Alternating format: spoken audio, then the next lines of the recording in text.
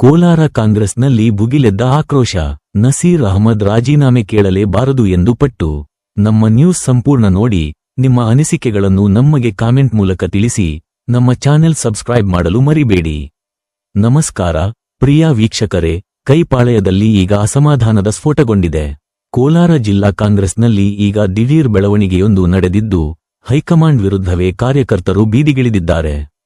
ಹೌದು, ಮುಖ್ಯಮಂತ್ರಿ political secretary Naseer Ahmed ಅವರಿಂದ ರಾಜೀನಾಮೆ ಕೇಳಿರುವ ಹೈಕಮಾಂಡ್ ನಿರ್ಧಾರ ಈಗ ಕಾರ್ಯಕರ್ತರ ಕೆಂಗಣ್ಣಿಗೆ ಗುರಿಯಾಗಿದೆ. ಕೋಲಾರದಲ್ಲಿ ಕಾಂಗ್ರೆಸ್ ಕಾರ್ಯಕರ್ತರು ದಿಢೀರ್ ಪ್ರತಿಭಟನೆ ನಡೆಸುವ ಮೂಲಕ ತಮ್ಮ ಆಕ್ರೋಶ ಹೊರಹಾಕುತ್ತಿದ್ದಾರೆ.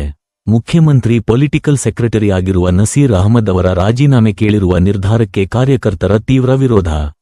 ಒಂದೆಡೆ ಹೈಕಮಾಂಡ್ ನಿರ್ಧಾರಕ್ಕೆ ವಿರೋಧ ವ್ಯಕ್ತಪಡಿಸುತ್ತಲೇ ಇನ್ನೊಂದೆಡೆ ನಸೀರ್ ಅಹಮದ್ ಜಿಂದಾಬಾದ್, ರಾಹುಲ್ ಗಾಂಧಿ ಜಿಂದಾಬಾದ್ ಹಾಗೂ ಕಾಂಗ್ರೆಸ್ ಪಾರ್ಟಿ ಜಿಂದಾಬಾದ್ ಎಂದು ಘೋಷಣೆ ಕೂಗುತ್ತಿದ್ದಾರೆ.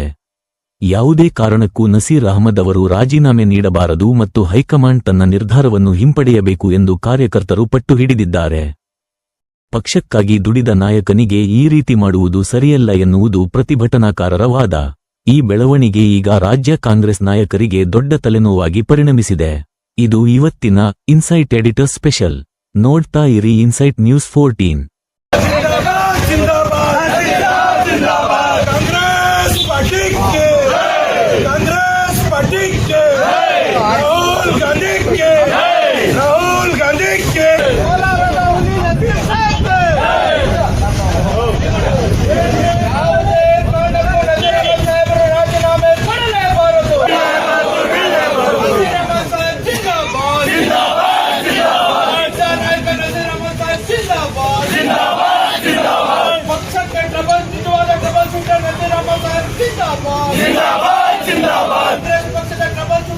ರಾಜೀನಾಮೆ ಕೊಡಬಾರದು.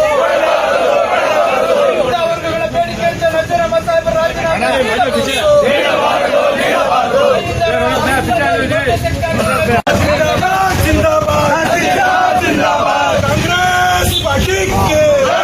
ಕಾಂಗ್ರೆಸ್ ಪಾರ್ಟಿಗೆ ರಾಹುಲ್ ಗಾಂಧಿಗೆ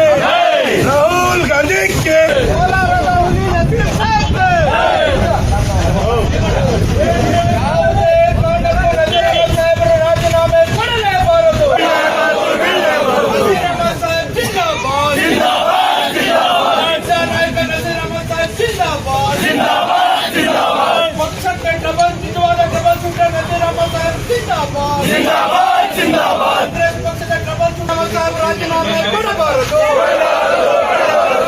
ವರ್ಗಗಳ ಬೇಡಿಕೆಯಂತೆ ನಜೀರ್ ಅಹಮದ್ ಸಾಹೇಬರ ರಾಜೀನಾಮೆ